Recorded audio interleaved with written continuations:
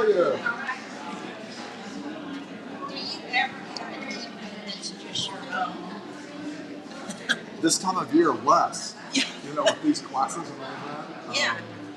You know, summertime more frequently. So. Just looking out. Last night we had our confirmation parent meeting here at 7, so I did that last night, and then tonight, tomorrow. Plus tomorrow night's RCIA. So yeah, I stay Is it a fairly. big class this year? 20 something right now. Okay. And we had a young fellow.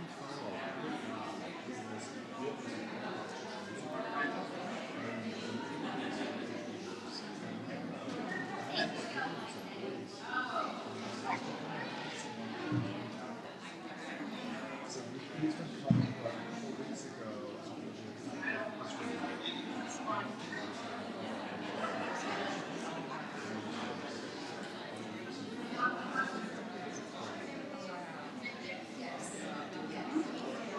One of my daughter's best friends is Jewish. And the first thing I did was tell us that any of Naomi's kids were over there. It was really because our daughter got married here. Naomi was in the wedding. And then our daughter went up for Naomi's wedding. And she and one other high school friend was the only non-Jewish person. Oh, wow. The whole The Jewish weddings are really. Oh, yeah. And her husband, Naomi's husband, is Iranian. And they've got that one. oh, yeah. I mean, the wedding was in New York because that's where his family was from.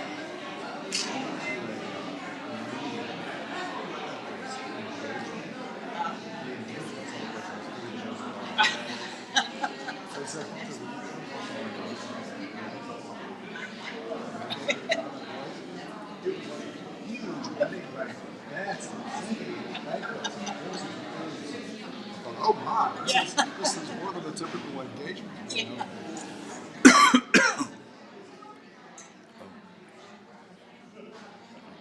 3 minutes.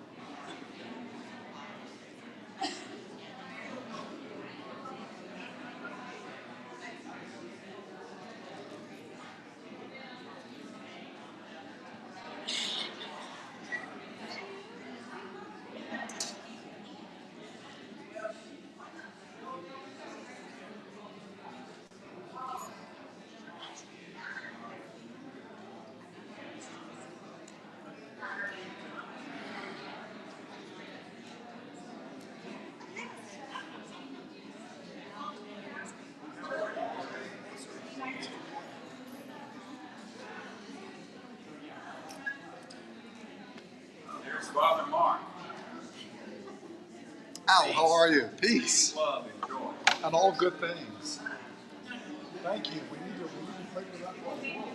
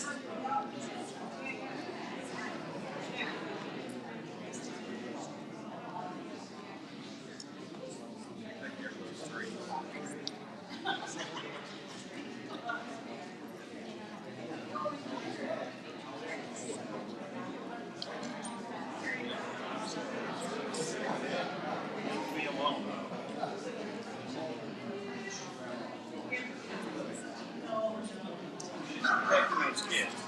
They're still in the woods, real close. Yes, I knew they were close. I was seeing them in the morning. They were so cute. They were so cute.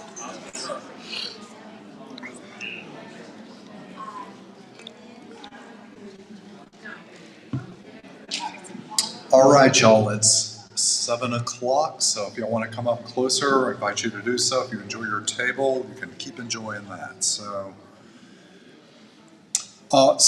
welcome back. Tonight is an important evening. We finished tonight the book of Genesis. So the book of beginnings, which we began with much earlier in the fall, we come to our end point this evening. So hope you've had a chance to read through the finish of the book of Genesis. If you're trying to read all of the Bible, hopefully you've gotten into Exodus, Leviticus, Numbers, Deuteronomy, because we're going to start moving pretty quickly. So just a reminder about dates. Next week, we have Halloween on Tuesday night, so we will not be meeting as a class. And the week after that, my annual retreat was scheduled, so I will be at St. Meinrad. So we're going to, even though we originally put down 11/7 as a date, we've bumped that back to December. So after tonight, we'll not meet again until the 14th of November. So it would be good. So we're going to miss 2 nights in a row. It'd be good for you now to read between now and then the whole book of Exodus. So that's my encouragement. All right, so tonight, if you read through chapters 37 through 50 in the book of Genesis, you can see that most of those chapters, not entirely, but most of them are kind of the unfolding of the story of Joseph. And most of that unit is one unit of material, probably going back to the ancient Yahwist, Elohist, the ancient old epic narrative of Israel. So one of those older stories, but also with significant touches that reflect very well the 5th century. So the time of the Babylonian exile, when the book of Genesis was put together, there are certainly some notes that you can tell are priestly that kind of wrap up the theology of the book of Genesis. So what did you think of Joseph and his brothers? What were your impressions? I always like asking this as we start. What do you think of Joseph and the narrative? A good guy? Okay. He did let his brothers stew a little bit. Yes, he did. Yeah, he didn't quickly resolve the tension. That's true. What else struck you? His forgiveness. Incredible story of forgiveness. One of the most profound stories of forgiveness in the entire Old Testament, I think. Very beautiful. On the human level, of humans forgiving other humans. I loved how his story unfolded and how, when you have siblings, the youngest one is a prince or a princess, in the eyes of one of the parents or both, and he was so favored that you see that dynamic affecting. Yes, you definitely see that whole universal human sense of what happens when there is favoritism, a favored son or daughter, the resentment on the part of his siblings that gets created, the tension in the family. Yeah, very real to human life narrative. The extreme of which his brothers resented him to the point where they would talk of killing him. Oh, yeah, they wanted to kill him. Yeah, let's get rid of that dreamer. Yeah, definitely. I was struck by the connection between the sons who had the same mother. Yes. Yeah, you definitely see the rivalries that occur when there are multiple partners to a man and the various offspring that flow out of that. So, yeah, Jacob had 4 different women with whom he had a variety of children. And the tensions that are underneath all of that do show up in the biblical text. Yeah, two wives. And did Jacob have a favorite wife? Definitely Rachel, right? And definitely Rachel was his favored wife. Leah was the one he accepted at the beginning, and yes, he does have intercourse with the two maidservants. So he's got two wives and two concubines. And that messy human narrative that unfolds is at times kind of disturbing, actually. So as you read the text. Now, other things that struck you. Yeah, how God watched over him. Yeah, you have this overarching kind of awareness that in this messiness of this human story unfolding, that God is at work. And it's more like our own lives and less like Abraham. With Abraham, God shows up face to face, or the messengers of God do. Jacob has vivid dreams. But in this narrative, you got the sense that the awareness of God's work is more spiritual. He becomes aware God is the one at work here. But you don't hear how he encounters the mystery of God more directly. The passages that touched me the most were when Joseph would hurry out, so overcome with affection, he was on the verge of tears. Yes. Private room and wept there, and I thought, wow, this strong, incredible man weeping just really touched me. Yes. The tears of Joseph. He had a heartfelt love for his brothers who betrayed him and sold him into slavery. And he had to first all those years that he did that. And he had to love them. And this is family. Yeah, it's amazing how his love for his siblings overcame his hurt and his betrayal. How many of us could do that? That deep of a betrayal. Yeah, it's a pretty profound example of reconciliation and forgiveness. And very moving and human, yes. He did mess with the brothers so that he hit the cup. Oh yeah, he messed with them, yeah. And he hid the goblet. And he hid it in his own his full blood brother's sack. And he loved him in a particular way. So there's something going on there, isn't there? The other thing is Jacob finding out that his son is still alive. Yes, the moving. Yeah, the father discovers the son is still alive. Remember back when we looked at Jacob several weeks ago now, our first introduction to Jacob. Jacob is kind of a scoundrel, right? He was not somebody that you felt very good about when you read what he did to his brother Esau. And we know he suffered those 20 long years in the service of his uncle Laban. So he suffered for it. He reconciled with his brother Esau. But as he gets older, he becomes more noble, doesn't he?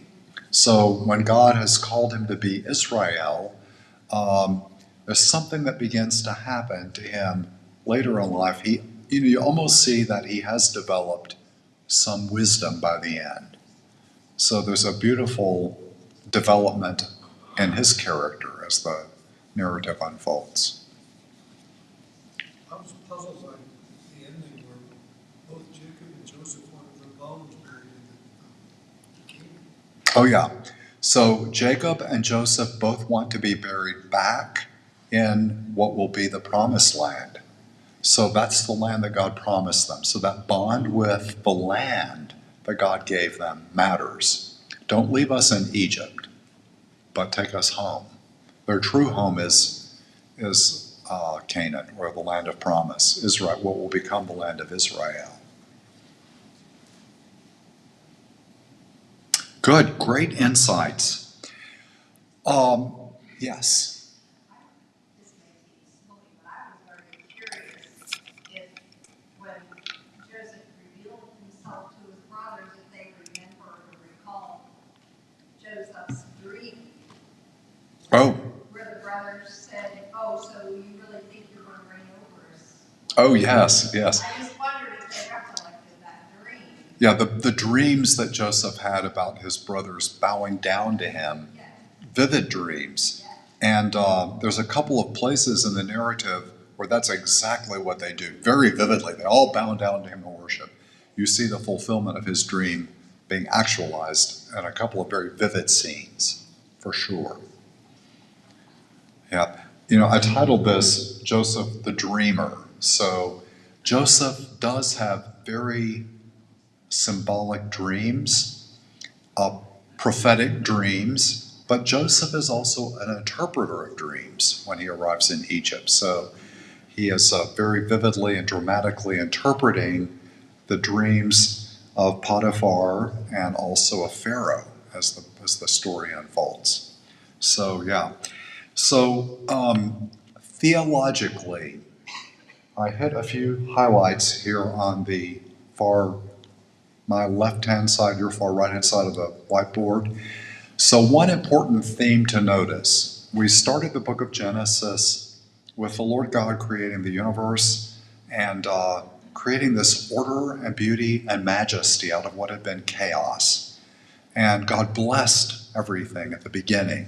So the blessing of God saw the goodness in it.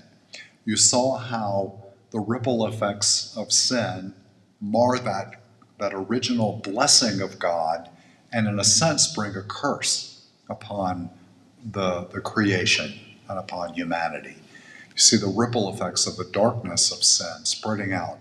Then in chapter 12, that triumphant chapter, you see God's plan to call Abraham to become the father of a multitude of nations and to be a blessing to all the families of the earth. So God's intentionality through choosing Abraham and Sarah to bring blessing upon humankind. So I wanted you to notice, even as you read through the stories about Joseph, that original idea of God's blessing being communicated through those he has chosen continues. So intentionally, you get references to God saying about Jacob or to Jacob, that you will be a blessing, just as Abraham was a blessing. Joseph, you will be the source of blessings. So the blessing of God.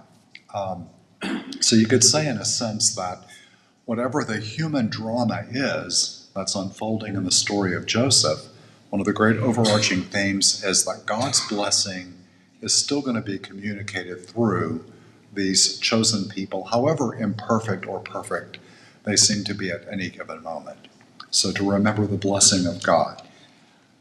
The second great theme, I think, that theologically the story of Joseph answers for us is, when God promised Abraham and Sarah that he would give them the land of Canaan as their land, the question that God's beloved people would have is, if that's the case, why did we end up for centuries in Egypt as slaves? How did that happen?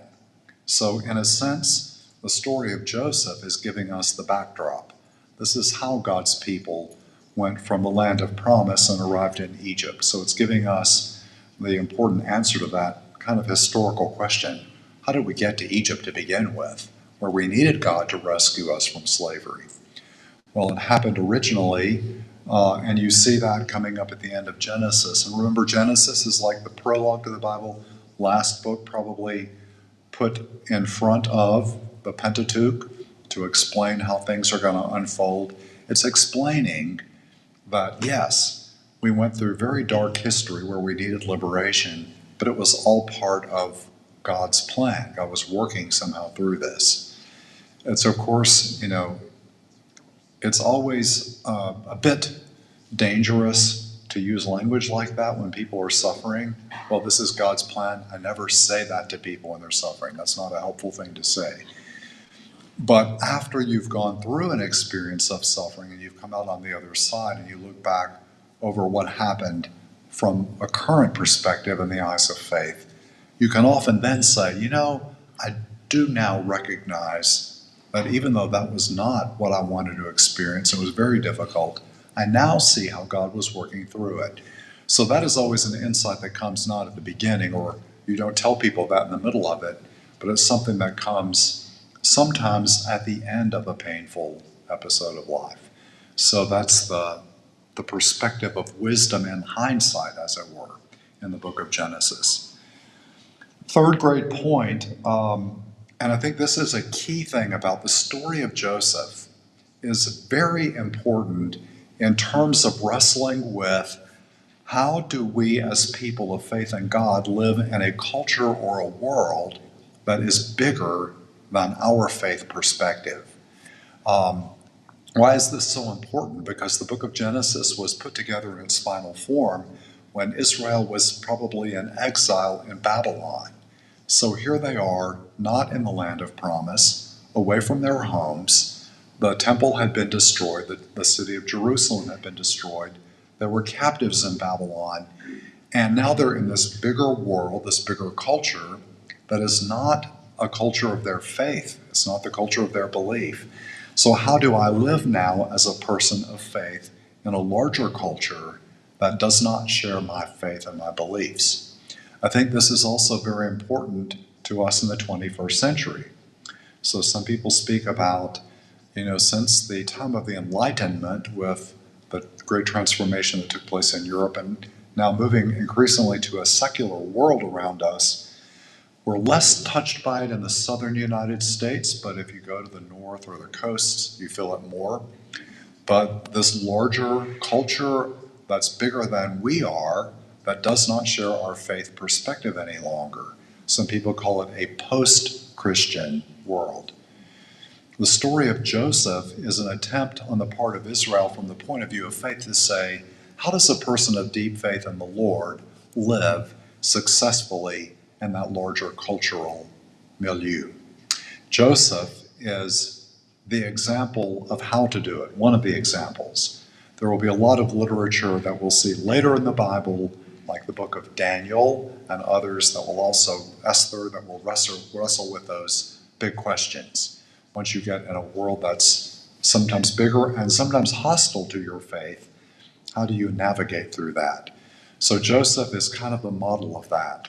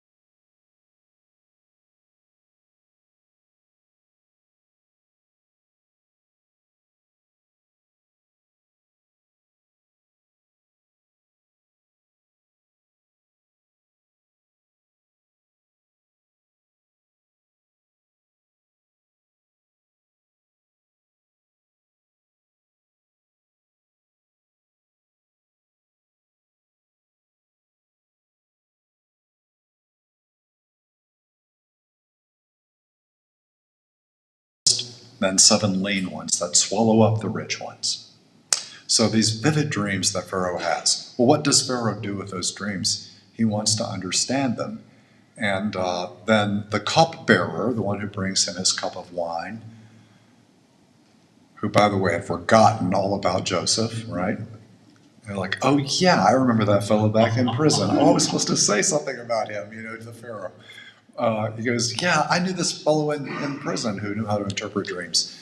So this is the invitation. So you see the providence of God at work. That's what the story is telling you, that God is working behind the scenes in all of these human maneuvers.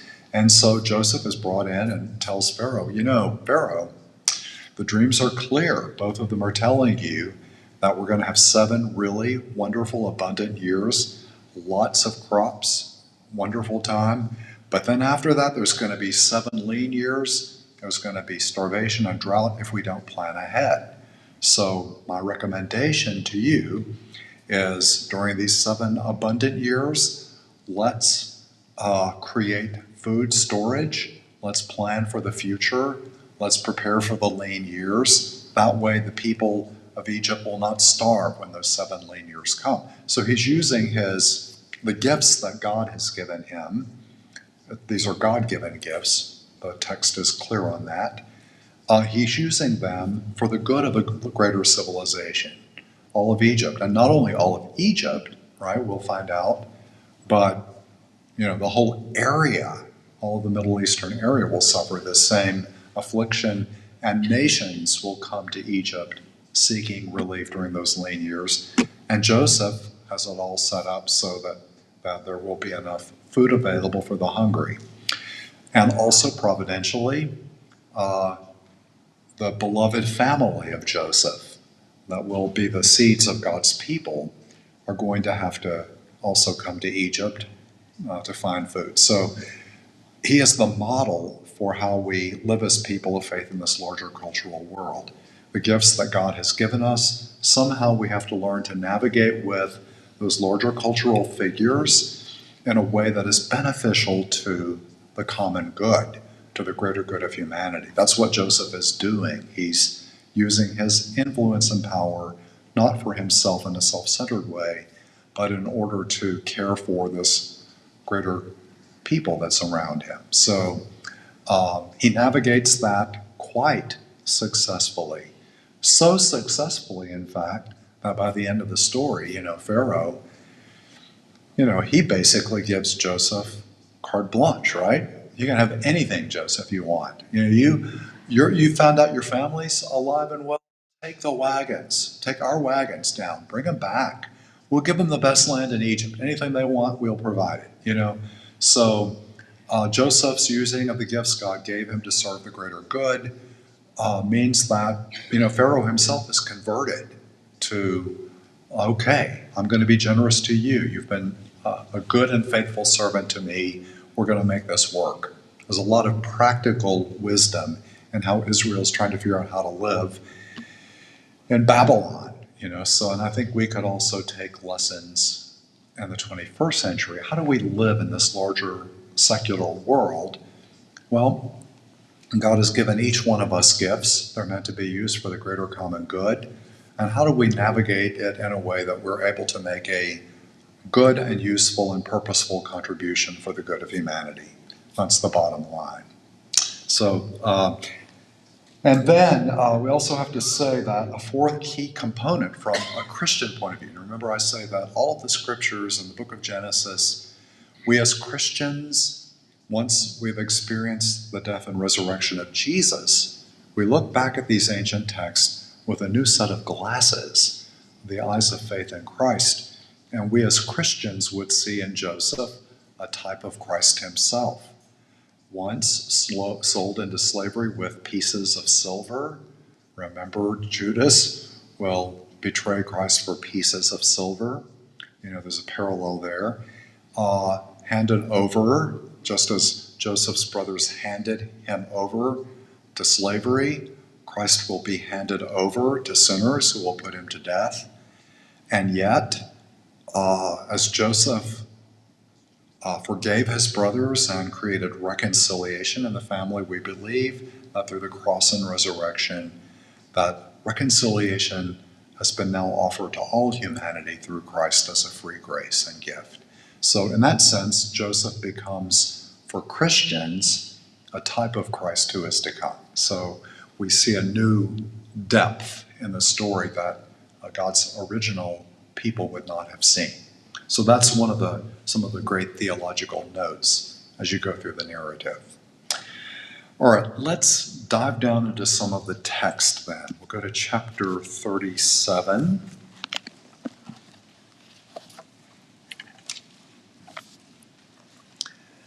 Yeah, and chapter 37 is kind of one of those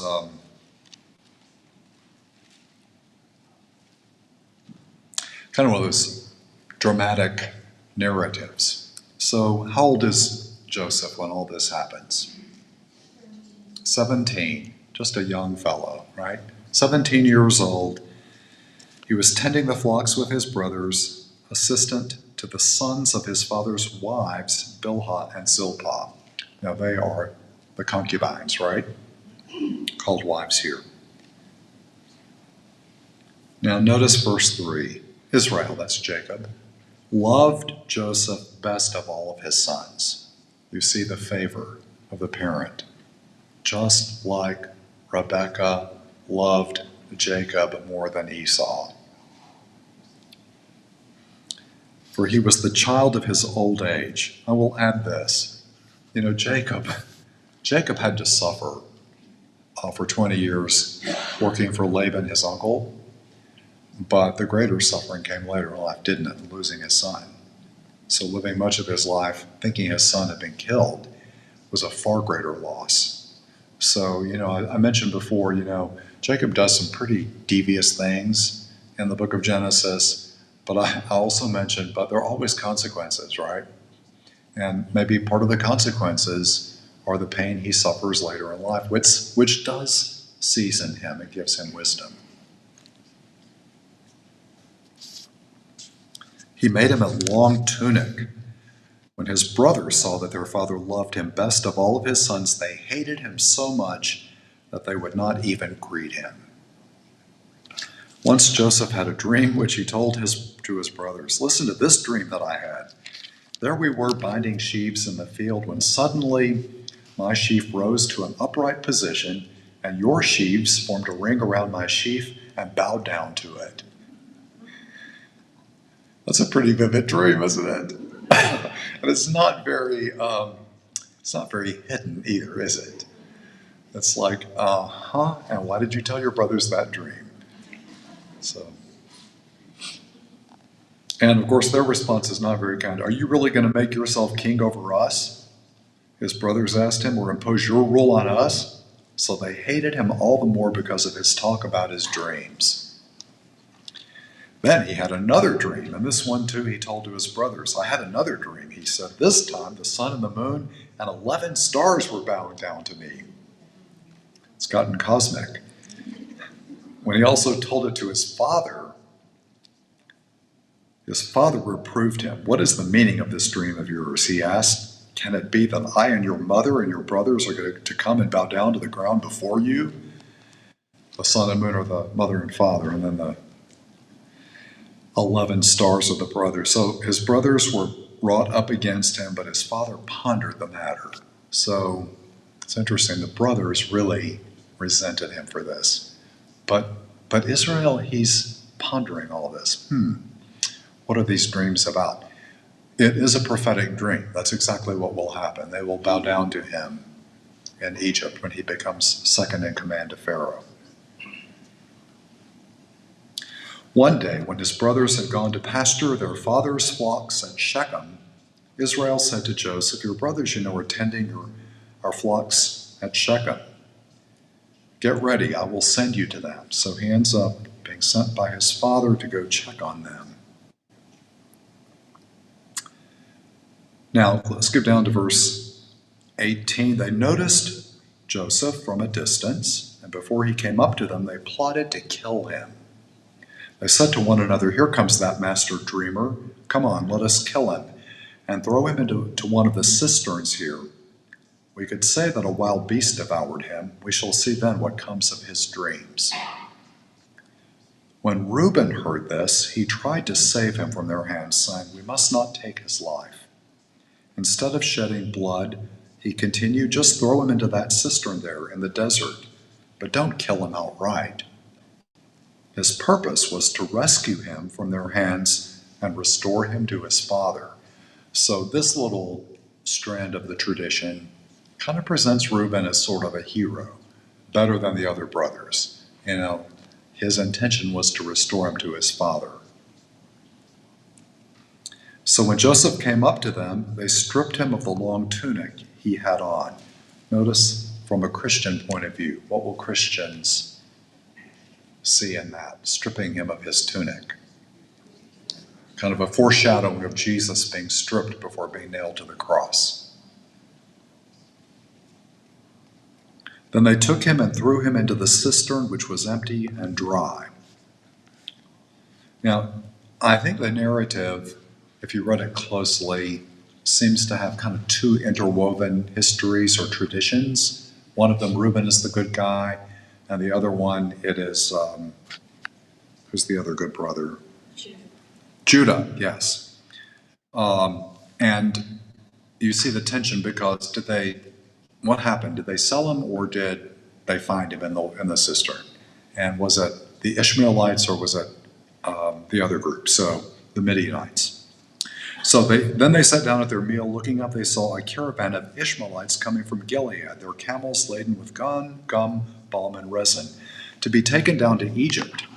Judah said to his brothers, "What is to be gained by killing our brother and concealing his blood? Rather, let us sell him to these Ishmaelites instead of doing away with him ourselves. After all, he is our brother, our own flesh." His brothers agreed. And here's where we come to Christ typology again. They sold Joseph to the Ishmaelites for 20 pieces of silver. Now Judas gets 30, right? Yeah, there was some inflation 2,000 years later. Now, you could almost skip the whole part about that we just heard about Reuben and go back to verse 20. We'll see what comes of his dreams. That's going to kill him. And jump right into the next verse. Some Midianite traders passed by and they pulled Joseph up out of the cistern and took him to Egypt. So it's a different group. They saw him. When Reuben went back to the cistern and saw that Joseph was not in it, he tore his clothes and returned to his brothers. He exclaimed, "The boy is gone, and where can I turn?" They took Joseph's tunic and after slaughtering a goat, dipped the tunic in its blood. Then they sent someone to bring the long tunic to their father with a message, "We found this. So whether it is your son's tunic or not, see whether it is your son's tunic or not." He recognized it and exclaimed, "My son's tunic. A wild beast has devoured him. Joseph has been torn to pieces." Then Jacob rent his clothes, put sackcloth on his loins, and mourned his son many days. Though his sons and daughters tried to console him, he refused all consolation, saying, "No, I will go down mourning to my son in the netherworld." Thus did his father lament him. So you see the broken heart of Jacob, of Israel. The Midianites meanwhile sold Joseph in Egypt to Potiphar, a courtier of Pharaoh and his chief steward. Now, did you read chapter 38? Well, if you finish verse 36 in chapter 37 and skip 38 altogether to verse 1, the narrative just continues. When Joseph was taken down to Egypt, a certain Egyptian, Potiphar, courtier of Pharaoh, and his chief steward brought him from the Ishmaelites who had brought him there. But since the Lord was with him, and this is where you get the theological note, Joseph got on very well and was assigned to the household of his Egyptian master. So what happened in chapter 38? Independent narrative, handed down, gets woven in right here. It's one of these texts, I call it a sort of a text of terror, isn't it? One of those that's sort of disturbing when you read it. So what happens? Judah will be a favored son. We have that good tradition. He's trying to help Joseph out, but he also has a dark side, doesn't he? So about that time, Judah parted from his brothers and pitched his tent near a certain Adulamite named Hira. There he met the daughter of a Canaanite named Shua, married her, and had relations with her. So for Israel, there's a problem already beginning there. He's married one of those Canaanite women. You know what happens then? They do things they're not supposed to do. She conceived and bore a son, whom she named Er, and conceived another named Onan. Then she bore still another, whom she named Shelah, and they were in Shazib when he was born. So what happens? So Judah finds a wife for his son his oldest son, heir, but he dies unexpectedly. So in the ancient culture, if the older brother dies, then the obligation of the next son is to step up and marry the wife of the brother. So the second son now, Onan, has that obligation. But any children that come from that union would be considered the children of the oldest son, not of Onan's. So Onan doesn't want to have any children that would be attributed to his older brother who has died. So he practices a primitive form of birth control, whereby he does not complete the act, as it were, and attempts to avoid impregnating Tamar. So what happens is, along the way, he too dies. And then now Judah is a little worried. He's afraid of giving the third son to Tamar because two sons have now died who tried to marry Tamar. So he decides, well, she just needs to live like a widow, and later we'll marry her to the third son. Well, when you read the story, what does Tamar do? She gets tired of living as a widow, and she dresses herself up as a prostitute on the side of the road, and then Judah's walking along and decides to avail himself of the services of this prostitute, who he does not recognize as his daughter-in-law. And before it happens, she makes him give her very personal items that would identify him before she will agree to it. And then she becomes pregnant with twins from her father-in-law. So it's one of those kind of dark stories where you don't see the son of Israel acting very much like a son of Israel. Temple prostitute. It's kind of a disturbing narrative in the text. But then, as I said, the text continues in the next chapter as if none of that happened. In fact, it's kind of funny. Do we have the list of sons? Where is that? That will come later.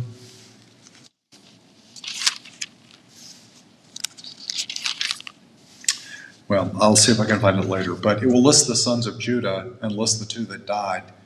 And it's listing all the sons. And then you're like, wait a minute, didn't they get killed in that narrative we read back there? And then there's a little parenthesis. Oh yeah, those two, by the way, had died already. It'll kind of note that. So kind of an independent tradition that is woven in, one of those very human stories. I don't think that story made its way into the lectionary either. I don't recall that being used in the lectionary. Now Joseph, by the way, now he's in charge of the chief steward of Pharaoh in Egypt, so he's got a very powerful position. Verse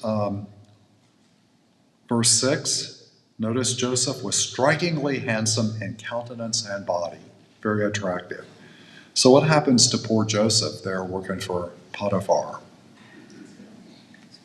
Yeah, his wife wants to have connection with him, and then he refuses to do so. He's honorable. He won't follow those immoral customs. So again, Joseph is the model of the honorable man. No, I'm not going to do that. I'm a faithful steward of Potiphar. You don't do that kind of thing. So you have a beautiful contrast between Judah acting very immorally and Joseph being a model of virtue in this case. So, but his wife is not so noble, and she accuses Joseph of having attempted to have intercourse with her. And of course, the steward blows up and throws him into prison. So, so Joseph's lot has gone from bad, being sold into slavery, to worse. Now he's in prison. But God is always at work here. Notice verse 20. But even while he was in prison, the Lord remained with Joseph, and he showed him kindness by making the chief jailer well disposed toward him. The chief jailer put Joseph in charge of all the prisoners. So everywhere Joseph goes, he suffers misfortune, and God always says, that's okay, I will bless this whole thing. everybody around him starts favoring him. It's really a beautiful narrative in that sense. So, and that's where in chapter 40, the dream interpretation continues. So, two people who got thrown into jail, the cupbearer who brings the wine to Pharaoh, and the baker. And they both have very vivid dreams. And their vivid dreams, each one of them has a symbol of his head being lifted up. And so what happens? The cupbearer tells his dream to Joseph, and Joseph says, yep, in a few days' time, you're going to be lifted back up to your former position, And the baker is so excited, he says, well, let me tell you my dream, So he says, my head also got lifted up in this dream. And he says, yes, in 3 days' time, you're going to be lifted up and on a spike, and the birds of the air are going to come and eat your head, So it was a prophetic set of dreams, cupbearer restored to the royal household, and the baker is going to die. And that's exactly what happens. It's interesting. The one thing Joseph says to the cupbearer is, when you get to the Pharaoh, please tell him about me, and the cupbearer forgets all about it until Pharaoh has his dream. And that's when, the famous dreams of Pharaoh, the cows, and the time of plenty, the time of starvation.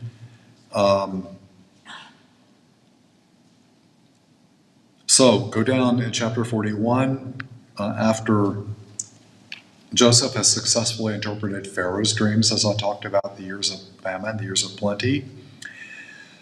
Joseph was installed over the whole land of Egypt. I, Pharaoh, proclaim, he told Joseph, that without your approval, no one shall move hand or foot in all the land of Egypt. He's giving him plenary authority over Egypt. Pharaoh also bestowed the name of Zaphanath Paneah on Joseph, and he gave him in marriage Asenath, the daughter of Potipharah, priest of Heliopolis. Joseph was 30 years old when he entered the service of Pharaoh, the king of Egypt. So from being sold as a slave at 17, by 30, he is second in command in all of Egypt. And indeed, the prophetic predictions of Joseph through the dream come true. There are 7 years of famine. And this brings us to the brothers have to search for food. So they're going to have to go to Egypt and seek out food. The mystery of the whole thing is, as far as the brothers are concerned, they've basically kind of forgotten about their brother, haven't they? Yeah, we sold him into that group who was going to Egypt. That's all over their mind now. Past tense for them. So,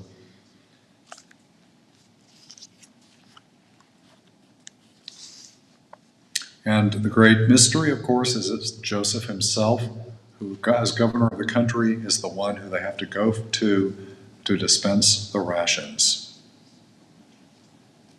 Look down in chapter 42, verse 8.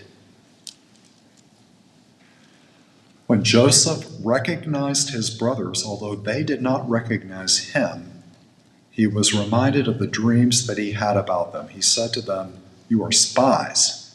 You have come to see the nakedness of the land."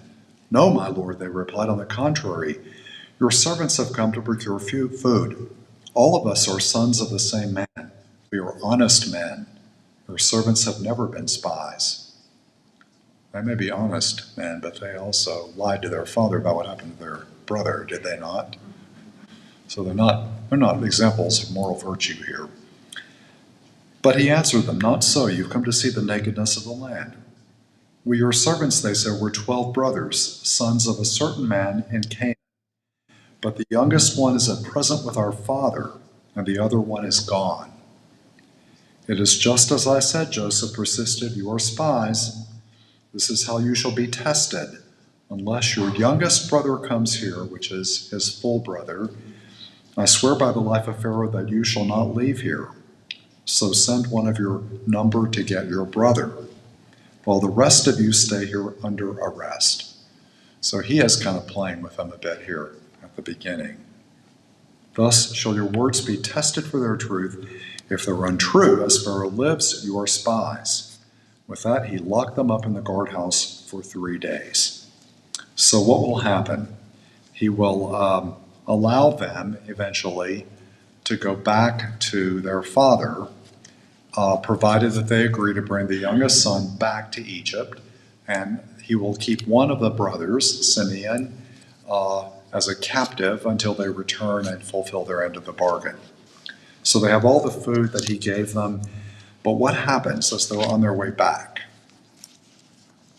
They open up the bags of food, and the money that they used to pay for it is in the top of the bag. So all the things that they paid for, the money that they took, is still there. So they're kind of worried about this now. So it's interesting, when you read the text, it sort of implies when they got back to Jacob with the food, they didn't really rush back to go get their brother Simeon, did they? They sort of like, we got food, we're good.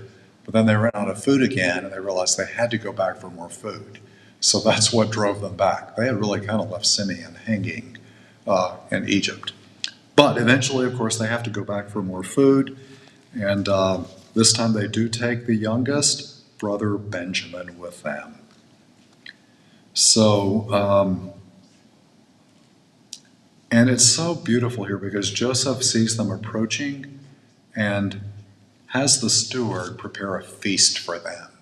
Go slaughter, this calf. Let's have a feast prepared for them. At noon, we're going to sit down in my house.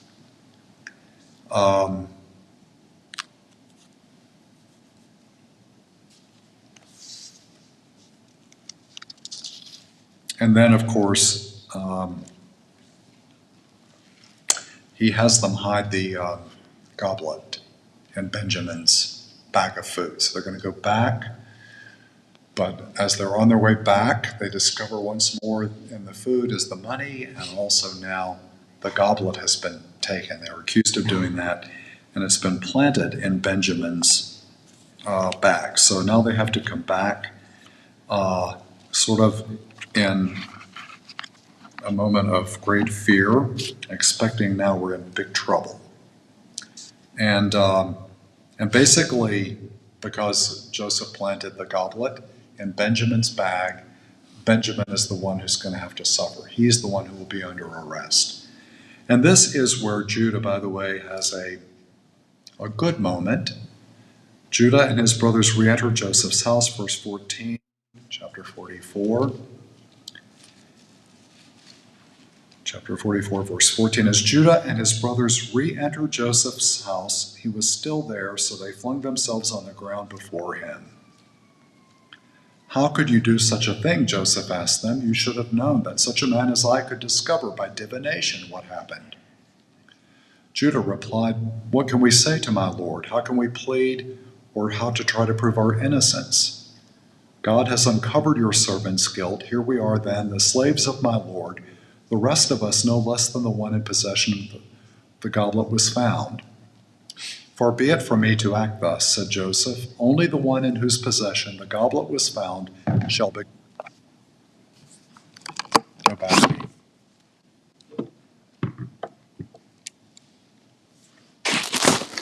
Fortunately, I have backup. I planned ahead. Thank you, Dell. He was running to get it. So only the one who had it is going to have to be responsible. But Judah then stepped up to him and said, I beg you, my Lord, let your servant speak earnestly to my Lord, and do not become angry with your servant, for you are the equal of Pharaoh. My Lord asked your servants, have you a father or another brother? So we said to my Lord, we have an aged father and a young brother, the child of his old age. This one's full brother is dead, and since he is the only one by that mother who is left, his father dotes on him. So after the loss of Joseph, Benjamin has become the favored son now of Jacob. Then you told your servants, bring him down to me that my eyes may look on him. And we replied to my Lord, the boy cannot leave his father. His father would die if he were to leave him. But you told your servants, unless your youngest brother comes back with you, you shall not come into my presence again. When we returned to your servant, our father, we reported to him the words of my Lord. And later our father told us to continue to come back and buy some food for the family. So we reminded him, we cannot go down there. Only if our youngest brother is with us can we go. For we may not see the man if our youngest brother is not with us. Then your servant our father said to us, as you know, my wife bore me 2 sons. One of them, however, disappeared. And I had to conclude that he must have been torn to pieces by a wild beast. I have not seen him since. If you now take this one away from me too, and some disaster befalls him, you will send my white head down to the netherworld in grief. If then the boy is not with us when I go back to your servant, my father, whose very life is bound up with his, he will die as soon as he sees that the boy is missing. And your servants will thus send the white head of our father down to the netherworld in grief. Besides, I, your servant, got the boy from his father by going surety for him, saying, if I fail to bring back to you, Father, you can hold it against me forever. Let me, your servant, therefore, remain in place of the boy as the slave of my Lord, and let the boy go back with his brothers. How could I go back to my father if the boy were not with me? I could not bear to sink the anguish that would overcome my father. So I think here you do see a good side of Judah, don't you? Don't keep Benjamin, take me instead. So there's a real self-sacrificial dimension there. And this is where Joseph could no longer control himself in the presence of all of his attendants. So he cried out, have everyone withdraw from me. Thus no one else was about when he made himself known to his brothers. But his sobs were so loud that the Egyptians heard him, and so the news reached Pharaoh's palace. I am Joseph, he said to his brothers. Is my father still in good health? But his brothers could give him no answer, so dumbfounded were they at him. Come closer to me, he told his brothers. When they had done so, he said, I am your brother, Joseph, whom you once sold into Egypt. Now this is key theologically. But now do not be distressed and do not reproach yourselves for having sold me here. It was really for the sake of saving lives that God sent me here ahead of you. For 2 years now the famine has been in the land, and for 5 more years tillage will yield no harvest. God therefore sent me on ahead of you to ensure for you a remnant on earth and to save your lives in an extraordinary deliverance. So it was not really you, but God who had me come here, and he has made of me a father to Pharaoh, lord of all of his household, and ruler over the whole land of Egypt. Isn't that powerful? Both the human narrative, I'm Joseph, your brother, he was weeping so loud that everybody in the house knew it, but also the wisdom of Joseph in reflecting, yeah, you did sell me into slavery, but God was at work here. Something good was being planned, or you would have starved to death. This is the way God chose to save a remnant of his people through me. So Joseph is, that is, I think, the eyes of faith, able to see the work of God in what could have been terrible pain and tragedy. And this is where the mercy of Joseph does model God's mercy, the mercy of Christ, doesn't it?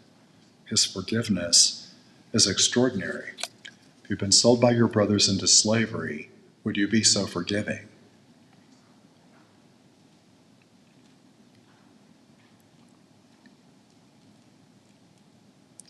Verse 14, thereupon he flung himself on the neck of his brother Benjamin and wept. And Benjamin wept in his arms. Joseph then kissed all of his brothers, crying over each of them, and only then were his brothers able to talk with him. Isn't that powerful? He welcomes them with arms of love, mercy, forgiveness. It's beautiful. Now, this is when Pharaoh hears that Joseph has his family back, and he says that's when they get anything they want in Egypt. Go get them, bring them in, you know. So let's look at.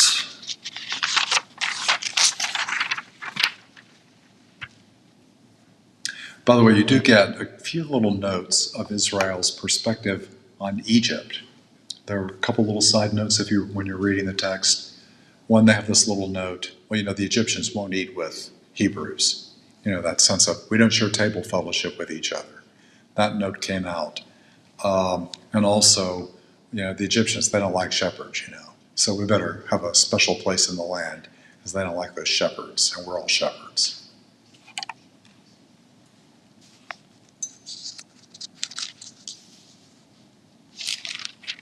So you get the whole group of family. Joseph's family comes down to Egypt, including his father. And you got the reunion of Joseph and his father Jacob.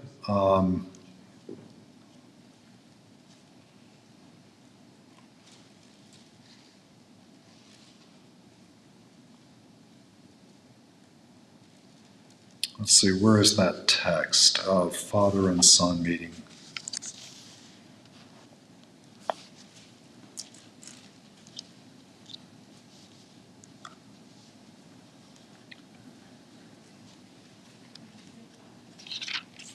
Chapter 46, is it?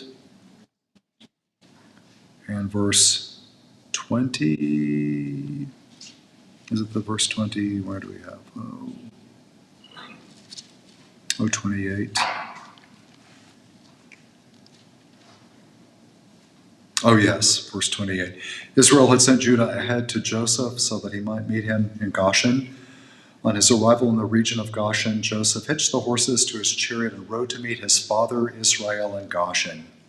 As soon as he saw him, he flung himself on his neck and wept a long time in his arms. And Israel said to Joseph, "At last I can die, now that I have seen for myself that Joseph is still alive." The father that waited to see the face of his son. That's also the chapter where it mentions the sons. So if you notice in verse 8, it's giving you the names of the Israelites, the descendants. So Reuben, Jacob's firstborn, and the sons of Reuben, Hanok, Palu, Hezron, and Carmi. The sons of Simeon, Nemuel, Jamin, Ohad, Jachin, Zoar, and Shaul, the son of the Canaanite woman. And then you go down to where is Judah here? Verse 12, the sons of Judah, Er, Onan, Shelah, Perez, and Zerah. Oh, but Er and Onan had died in the land of Canaan. So that's because they died before they could successfully have children with Tamar. So the beautiful thing is, all of God's people, the whole family of Joseph, arrive in Egypt, and they get to have the best pick of the land. They got all the resources that they need. And in chapter 47, you also see the skillful work of Joseph on Pharaoh's behalf and making sure that Pharaoh ends up with the best of things. So he will get 20% of the crops that come in the future. God's people only had to tithe 10%, but Joseph worked it out that the Pharaoh got twice as much of the crops. So he's quite a skillful negotiator with the people, and so much so that the people of Egypt are grateful to be the slaves of Pharaoh by the end of the story. So it's sort of an interesting sort of thing. Then you also have Jacob meets his grandsons through Joseph, Ephraim, and Manasseh, and he gives each one of them special blessings. And but it's interesting what happens when he's doing the blessings.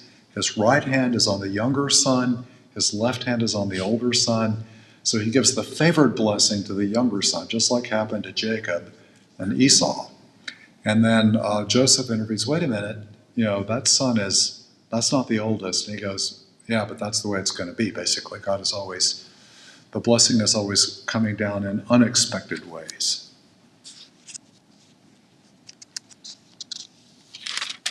And chapter 49 is sort of a wonderful chapter. You get Jacob calling all the sons around. So, and it's kind of a poetic, a blessing of all the sons that tells you a little bit about those sons. So, verse 2, assemble and listen, sons of Jacob, listen to Israel your father. You, Reuben, my firstborn, my strength, and the firstfruit of manhood, excelling in rank and excelling in power. Sounds pretty good so far. Unruly as water, you shall no longer excel. For you climbed into your father's bed and defiled my couch to my sorrow. What did Reuben do? He had had intercourse with one of Jacob's concubines, remember? Yeah, so he doesn't get blessed very well, does he? What about Simeon and Levi? Brothers indeed. Weapons of violence are their knives. What did they do? They're the ones who killed all the men of the Canaanites who had raped Dinah. Remember, they killed them. So yeah, they're violent. Let not my soul enter their counsel, or my spirit be joined with their company. For in their fury they slew men, in their willfulness they maimed oxen. Cursed be their fury so fierce, and their rage so cruel. You don't take unlimited vengeance for the crime of one. I will scatter them in Jacob, disperse them throughout Israel. Who gets the choice blessing? Judah. So he does have these bright moments. You, Judah, shall your brothers praise, your hand on the neck of your enemies. The sons of your father shall bow down to you. Judah, like a lion's whelp, you have grown up on prey, my son. He crouches like a lion recumbent, the king of beasts. Who would dare rouse him? The scepter shall never depart from Judah, or the mace from between his legs, while tribute is brought to him, and he receives the people's homage. So it's the line of Judah that will bring King David. So there's royal blood in that tribe. So it's prefiguring that. And in Christian lenses, we also see that as a prefiguration of the descendant of David, the true Messiah, the true King of Israel, Jesus the Lord. So that gets used in our liturgical text that way. Go down to Joseph, verse 22. He's a wild colt by a spring, a wild ass on a hillside. Harrying and attacking, the archers opposed him. But each one's bow remained stiff as their arms were unsteady. By the power of the mighty one of Jacob, because of the shepherd, the rock of Israel. It's a good blessing for Joseph, but it doesn't seem to be connected with a larger story about Joseph we've just been reading, right? And Benjamin, the youngest, verse 27, is a ravenous wolf. Mornings he devours the prey, and evenings he distributes the spoils. So the power of a wolf in Benjamin, the youngest. Then you get the death of Jacob finally, and Jacob is a royal funeral like nobody else ever gets in life. 40 days of mourning by the Egyptians, 10 more days, then he's carried to be buried ultimately where Abraham and Isaac have been, well, Abraham and Sarah were buried, Isaac and Rebekah. So the land of the ancestors they will be returned to, which is also where Joseph's bones will be returned. So a huge royal wedding. Now, here's interesting, chapter 50, we're almost at the end now. Now that their father was dead, Joseph's brothers became fearful and thought, suppose Joseph has been nursing a grudge against us and now plans to pay us back in full for all the wrong we did him. Isn't it interesting? Joseph, the crimes they committed in the past, all forgotten, forgiven. But they still carry their own guilt and shame. You know, they're still afraid of retribution even after all that. So it's interesting. And it's sort of a duplicate of what happened earlier. You know, Joseph breaks into tears and embraces them. No, I'm not going to harm you. You know, God was at work here. Another theological reminder. you might have done it for the wrong reasons. Joseph is just, he reassures them again. This was God's work, not yours. Then finally, verse 24, Joseph said to his brothers, I'm about to die. God will surely take care of you and lead you out of this land to the land that he promised. We're back to that priestly hand, the promise of God, that they're going to get that land and those descendants through the whole story unbroken. He promised on oath to Abraham, Isaac, and Jacob. Then putting the sons of Israel under oath, he continued, when God thus takes care of you, you must bring my bones up with you from this place. Joseph died at the age of 110. He was embalmed and laid to rest in a coffin in Egypt. And that's how the book of Genesis ends. So it's preparing us for the next chapter, which is the second book in the Pentateuch, or in the Torah, which is the book of Exodus. So it's answered that question. How did God's people end up in slavery in Egypt? It started off good. They went down there to survive from 7 years of famine and got the best land in Egypt, were favored by Pharaoh, so all was good at the beginning. So 400 years later, not so good. So questions, comments, or observations as we look back over the book of Genesis. It's kind of a wonderful masterpiece, isn't it? Beginning to end. We know how we're interpreting all of this today. Do we have any idea how the early Christians interpreted some of the Old Testament? Yes, we have very good ideas of how early Christians interpreted the book of Genesis, because in the New Testament itself there are references, especially to the figure of Abraham. I know the I should Yes. say character of people are mentioned, but the slant we give to it, the interpretation we give to everything. Yeah. So for the New Testament, other early Christian writings, Abraham becomes the real model of faith.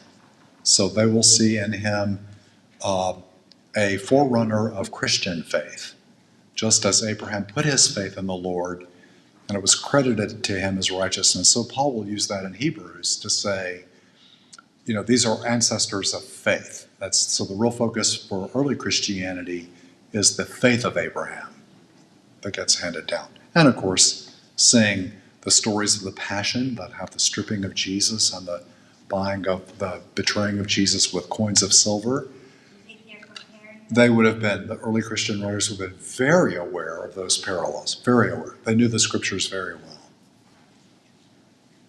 Father, you mentioned that Joseph was involved in have they found, no one said Old Testament saints, have they found any of their bodies? All right, so the tombs of the patriarchs are near Hebron in Israel today.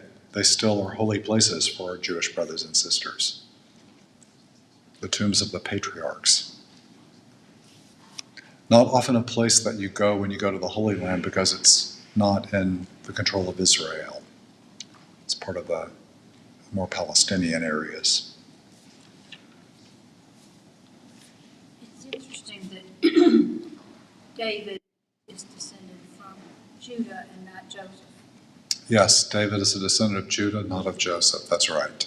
You would think Joseph would have been the favorite. Yeah, which tells you that the story of Joseph is a sort of a standalone story that gets integrated into the biblical text, because he isn't the key lineage that will become messianic. But the story of Joseph matters here for all the reasons we talked about. So in some ways, you hear multiple references to Abraham, Isaac, and Jacob, our ancestors in the faith. Hardly ever is Joseph referenced. It doesn't seem that God speaks directly. I mean, we have his own words and Right. And then this business of how they got to Egypt, it didn't really dawn on me until you mentioned it at the beginning of the session. But that makes the chapter 46, verse 2, in the migration to Egypt section. Mm-hmm. It's there God speaking to Israel. Jacob. Oh, yes. Yeah, I am God, the God Yes. Go down to Egypt, for there I will make you a great nation. That seems to be a really important. Yeah, that's a very important passage. 46, verse 2. There, God speaking directly to Israel in a vision by night, called, Jacob, Jacob, here I am, he answered. It's like the dreams that he had earlier in his life. You know, when he wrestled with God, when he saw the ladder going to heaven, here I am. Then he said, I am God, the God of your father. This is probably priestly material. This is weaving together the promise of God going back, woven into this story about Joseph. And so many times in the New Testament, Jesus is saying, do not be afraid. Yes, that theme comes up over and over again. Do not be afraid. Here it is, several times. Yeah, do not be afraid to go down to Egypt. There I will make you a great nation. Not only will I go down to Egypt with you, I will also bring you back here after Joseph has closed your eyes. So it's the promise of, don't be afraid to go to Egypt. It's okay, but you're coming back to the land of promise. So the continuity of promise, so the promise of God remains intact. And you're right, that is one of the moments of direct speaking to Jacob, which Joseph doesn't really get as much. Good observation. Yeah, going through that many chapters, I miss sometimes those very significant points.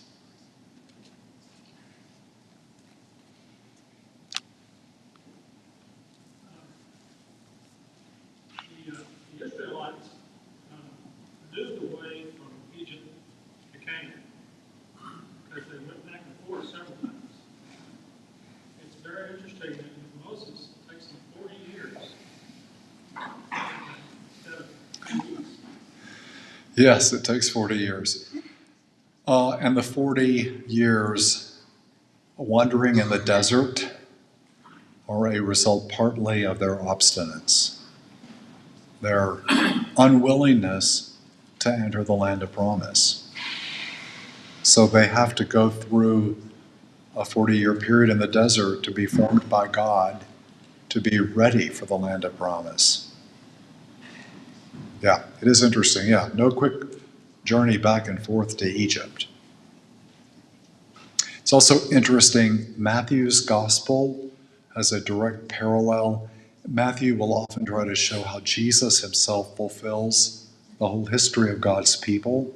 So when Jesus' life is threatened like Moses, where is Jesus taken by Joseph and Mary?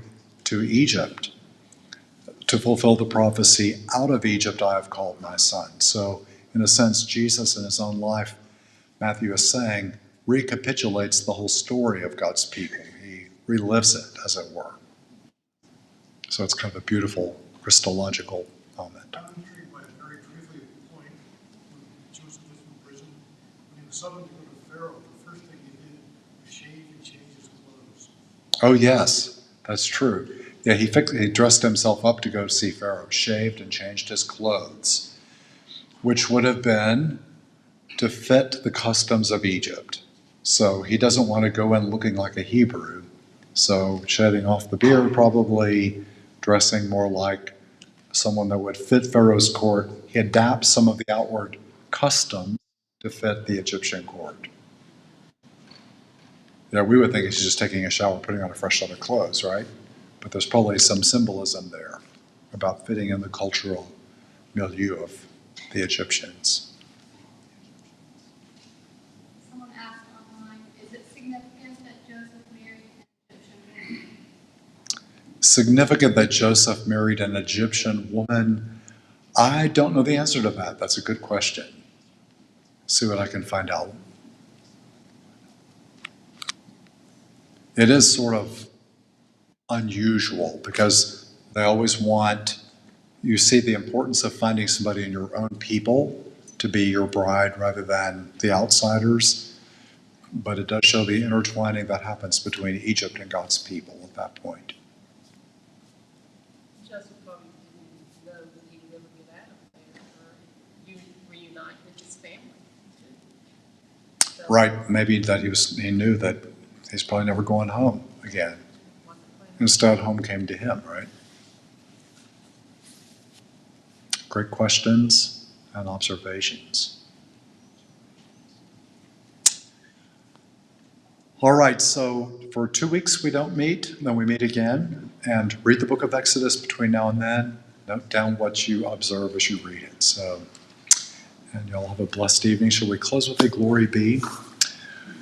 Glory be to the Father, to the Son, and to the Holy Spirit, as it was in the beginning, is now, and ever shall be, world without end. Amen. For the Son and the Holy Spirit. Amen.